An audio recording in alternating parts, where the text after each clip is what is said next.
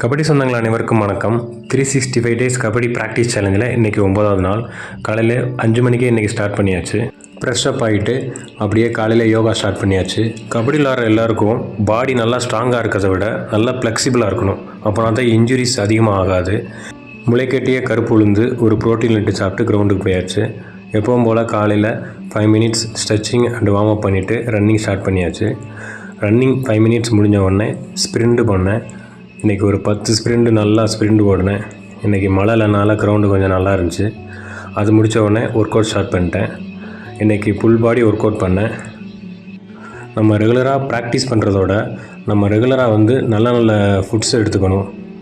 நம்ம ப்ராக்டிஸோட நல்லா டயட்டும் மெயின்டைன் பண்ணால் இன்னும் நம்ம உடம்பை பூஸ்டப் பண்ணும்.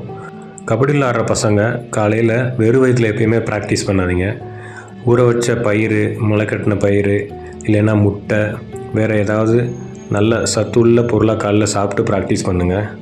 உடம்பை குறைக்கிறவங்க காலையில் வெறும் வயிற்றில் ப்ராக்டிஸ் பண்ணால் நல்லது. ஆனால் நம்மளை மாதிரி ஹெவியாக கபடி ப்ராக்டிஸ் பண்ணுறவங்க கண்டிப்பாக ஒரு நல்ல ஃபுட்டு சாப்பிட்டு தான் காலைல ப்ராக்டிஸ் பண்ணணும். இன்றைக்கி ரொட்டேஷன் ஸ்கில் தான் ப்ராக்டிஸ் பண்ணேன். புதுசாக கபடி விளையாடுறவங்க ஒரு செவத்தில் நல்லா கையை வச்சு புஷ் பண்ணி திரும்புங்க. ஃபஸ்ட் டைம் பண்ணும்போது ஸ்லோவாக பண்ணுங்கள். அப்புறம் போக போக ஸ்பீடப்பை கூட்டுங்க. அங்கே இருந்த சின்ன பசங்களை வச்சு அப்படியே லேசாக ரொட்டேஷன் ஸ்கில் பண்ணி பார்த்தேன். இங்கே மெயினாக ஃபுட்பால் தான் அதிகமாக விளாட்றாங்க. வேறு கபடி விளாட்ற பிளேயர்ஸ் யாரும் அதிகமாக இல்லை.